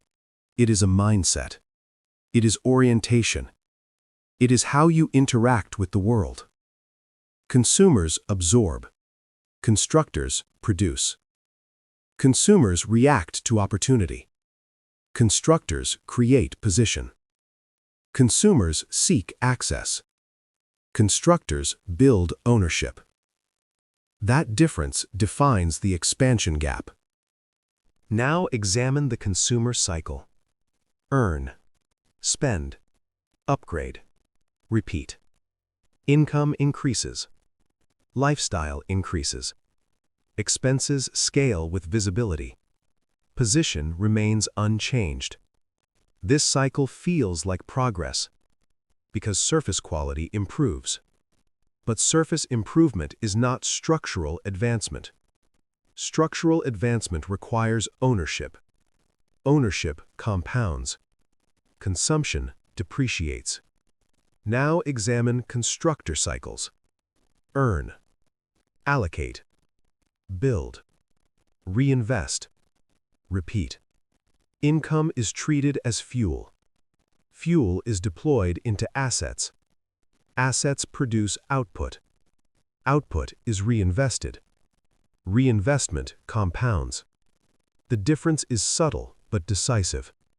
Consumers optimize lifestyle. Constructors optimize position. Lifestyle is visible. Position is structural. Now examine emotional triggers. Consumers respond to validation cycles. New purchase. New upgrade. New signal of progress. These feel rewarding. Constructors delay validation. They redirect capital into invisible assets: equity, skill, distribution, reputation, systems. These are not publicly celebrated, but they increase leverage. Now consider environment. Modern economies are designed around consumption. Marketing reinforces identity through ownership of products. Status signals are consumption-based. Constructors operate counterculturally. They ask, does this increase leverage? Instead of, does this increase lifestyle? This shift requires discipline. Discipline requires identity realignment. Now examine spending behavior. Consumers expand expenses when income rises. Constructors expand asset allocation. This single divergence compounds dramatically over time. If two individuals earn identical income for 10 years, one expands lifestyle, one expands ownership. Their outcomes diverge exponentially, not because of income, because of allocation philosophy. Now examine time. Consumers spend time consuming information, entertainment, opinion, trend cycles. Constructors consume selectively, then convert input into output. Output builds leverage. Passive intake does not. Now examine skill development.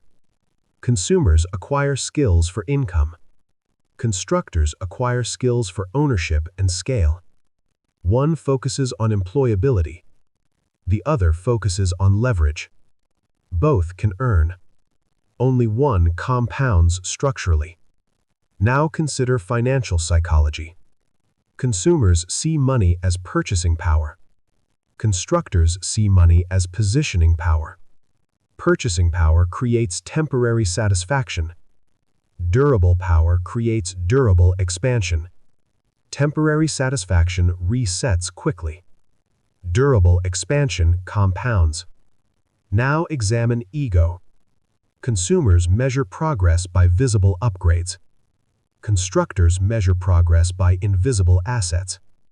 This requires detachment from comparison. Comparison fuels consumption. Clarity fuels construction. Now examine leverage again. Consumers trade capital for experiences. Constructors trade capital for systems. Experiences fade. Systems persist. Persistence compounds. Now consider relationships. Consumers seek networks for access. Constructors seek alignment for creation. Access is transactional. Creation is structural. Structural relationships produce long-term leverage. Transactional relationships produce short-term advantage. Now examine economic cycles. Consumers are vulnerable to volatility. Constructors are buffered by assets. Assets absorb fluctuation. Consumption amplifies fragility. Fragility increases stress. Stress reduces clarity. Reduced clarity impairs positioning. Everything connects. Now examine identity reinforcement. Consumer identity is reinforced socially. Purchases signal belonging. Upgrades signal progress. Constructors often appear slower initially because asset building is quiet. Silence can feel like stagnation, but silence often indicates structural build phases. Now examine capital allocation beyond money. Attention capital, emotional capital, reputation capital, skill capital. Consumers disperse these broadly. Constructors concentrate them strategically. Concentration increases leverage. Diffusion reduces compounding. Now consider this question. If your income doubled tomorrow, would your lifestyle double, or would your ownership double? The answer reveals your identity. Now examine habits. Consumers ask, what can I afford? Constructors ask, what will this become? Consumers measure affordability. Constructors measure scalability. Now examine long-term trajectory. Consumer cycles are predictable.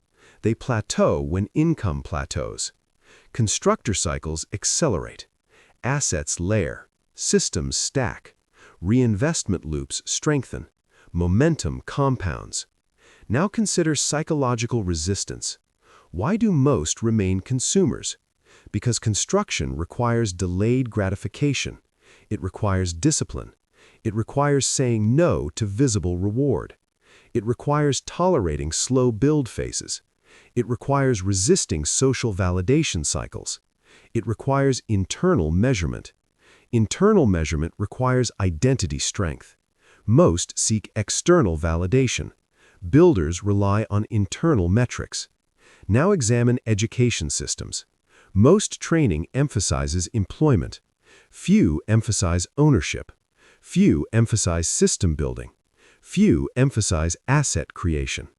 Constructors must self-design this shift. It is rarely provided structurally. Now consider leverage stacking. Each asset layer increases stability. Financial assets, intellectual assets, distribution assets, relational assets, brand assets. These layers interconnect. Interconnection increases defensibility. Defensibility increases resilience. Resilience compounds. Rarely consumers stack assets intentionally. Constructors do.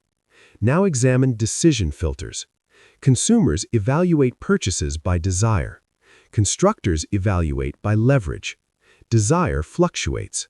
Leverage compounds. Now consider the compounding gap. 10 years of consumption produce lifestyle memories. 10 years of construction produce structural dominance. The divergence widens quietly. Now reflect. Are you upgrading comfort or upgrading position? Are you expanding expense or expanding ownership? Are you chasing validation or building leverage? The divide is not income, it is identity. Consumer identity is easy. Constructor identity is designed. Design requires awareness. Awareness creates shift. In the next chapter, we complete the arc. Because shifting identity is not enough. You must cross the divide permanently. And that requires rewiring decision architecture at the deepest level. Let's continue. Chapter 12. Crossing the Divide. Rewiring your decision architecture for expansion. The divide is not dramatic. It is not announced. It is not visible in a single decision. It is crossed quietly. Through repetition. Through filtering. Through design. By the time the outcome becomes obvious, the architecture has already been in place for years. Most people believe the divide is financial. It is not. It is structural. It is the difference between reacting and positioning, between earning and owning, between activity and architecture, between urgency and patience, between consumption and construction. Now the question is not whether you understand the divide. You do. The question is whether you will rewire for it. Because knowledge without structural change is intellectual entertainment. Rewiring begins with decision architecture. Decision architecture is the invisible framework that determines how you evaluate choices. It is not what you decide once, it is how you decide repeatedly. Most people make decisions emotionally, then justify them logically. Builders design decision filters in advance so emotion cannot dominate evaluation. Now examine your current architecture. When faced with opportunity, do you ask, how fast can this pay? Or do you ask, how does this compound? When faced with risk, do you ask, what if I lose? Or do you ask, what is the asymmetry? When faced with income, do you ask, what can I upgrade? Or do you ask, what can I own? These are architectural signals. Small differences, massive divergence. Now consider rewiring. Rewiring is not intensity, it is constraint. You must constrain impulsive decision patterns. constrain urgency, constrain comparison, constrain ego-driven allocation. Constraint creates clarity. Clarity strengthens positioning. Now examine exposure. Your environment influences architecture. If you are constantly exposed to consumption triggers, your filters weaken. If you are constantly exposed to urgency cycles, your patience erodes. Rewiring requires environment selection, input discipline, attention discipline, network discipline. Most people underestimate environmental influence. Builders curate it deliberately.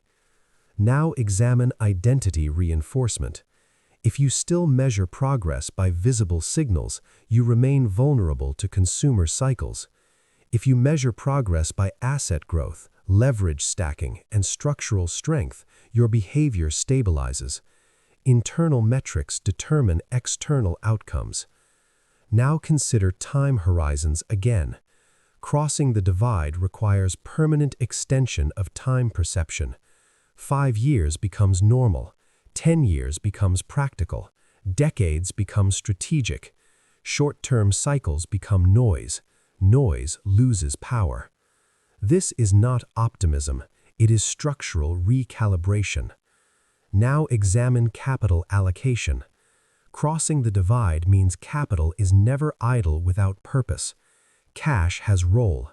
Assets have role. Skill development has role. Energy has role.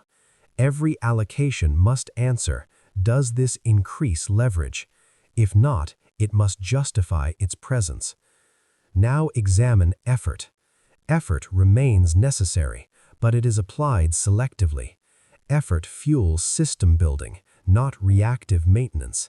If effort is constantly consumed by maintenance, expansion halts. Expansion requires build time. Build time requires boundary enforcement. Boundary enforcement requires identity strength. Now consider fear. Crossing the divide does not eliminate fear. It reduces its authority. Fear becomes data, not dictator. Builders feel discomfort, but they evaluate structurally. Emotion no longer overrides filter. Filter overrides emotion. Now examine patience. Patience without direction is drift.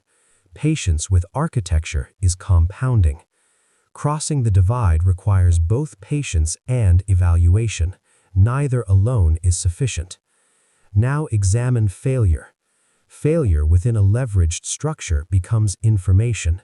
Failure within a fragile structure becomes collapse. Builders design for survivability. Survivability ensures longevity. Longevity enables compounding. Compounding defines expansion. Now examine independence. Independence is not isolation. It is optionality. Optionality comes from ownership. Ownership comes from allocation. Allocation comes from discipline. Discipline comes from identity. Everything connects. Now consider what must change. Not your ambition, not your intelligence, not your effort. Your filters, your time horizon, your capital allocation patterns, your environmental exposure, your definition of progress. Rewiring is not glamorous, it is repetitive, daily, quiet, often invisible. But over time, architecture compounds. Most people do not fail because they are incapable. They fail because they never redesigned their decision system. They chase outcomes without changing filters. They increase effort without increasing leverage. They seek income without building position. The divide widens slowly. Then, suddenly. Now ask yourself honestly, if you continued exactly as you are for 10 years, where would your positioning be? Not your income, your positioning. Would you own more? Control more? Leverage more? Or simply maintain lifestyle? That projection reveals architecture. Now consider this. Crossing the divide requires sacrificing the comfort of reactive identity. You must detach from comparison cycles, detach from urgency validation, detach from consumption signaling, detach from surface upgrades. This is not minimalism, it is structural prioritization. Now examine the final shift. When you evaluate decisions through leverage, asymmetry, time, and ownership, you no longer feel rushed. You no longer feel behind. You no longer chase. You position. Positioning reduces anxiety because direction is clear. Clarity stabilizes behavior. Stability compounds. Compounding creates separation. Separation becomes visible only after years of invisible discipline. This is the divide. It is not loud. It is not dramatic. It is not emotional. It is architectural. And it is permanent. The divide is not between rich and poor. It is between those who position and those who react. Choose your architecture. The audit. Pause for a second. Not because the audiobook is ending, but because something else just ended. The excuse that you didn't know. You can't say that anymore. You now understand leverage. You understand systems. You understand time horizons. You understand positioning. So if nothing changes after this, it won't be ignorance. It will be preference. That's the uncomfortable part. Most people don't stay average because they're incapable. They stay average because average is predictable. It's socially safe. It doesn't isolate you. It doesn't demand discipline at a level your environment doesn't understand. Positioning does. Building does. Ownership does. Leverage does. And that's why most people nod at this information, but don't redesign around it. Because redesigning means auditing yourself, auditing your spending, auditing your inputs, auditing your effort, auditing your excuses, auditing your identity. And audits remove comfort. Here's the real divide. Some people use information to feel smart. Others use it to change structure. One group replays this to feel inspired. The other replays this to examine themselves. That's the split. Not talent, not luck, not timing, application. So let me ask you something that will sit with you after this ends. If someone studied your last 90 days, your calendar, your bank statements, your screen time, your conversations, your habits, would they conclude you are building leverage or maintaining lifestyle? Be honest, because that's the only metric that matters. You don't become wealthy by wanting it. You become wealthy by architecting for it. And architecture is visible in patterns, not promises, not plans, patterns. And patterns don't lie. If your patterns don't change, your position won't either. You don't need a new goal. You need a new filter. You don't need more motivation. You need less reaction. You don't need another strategy. You need consistency in one. That's it. Simple, uncomfortable, structural. Most people will let this end and return to noise. A few will sit in silence and start redesigning, quietly. No announcement, no post about it, no dramatic pivot, just different decisions. Repeated. That's how the divide is crossed. Not loudly, not emotionally, but architecturally. And the next time you replay this, it won't be because it sounded powerful. It'll be because you're checking whether you actually changed. The divide is not between rich and poor. It's between those who audit and those who avoid. Silence. And remember, average is accidental. Wealth is engineered. End.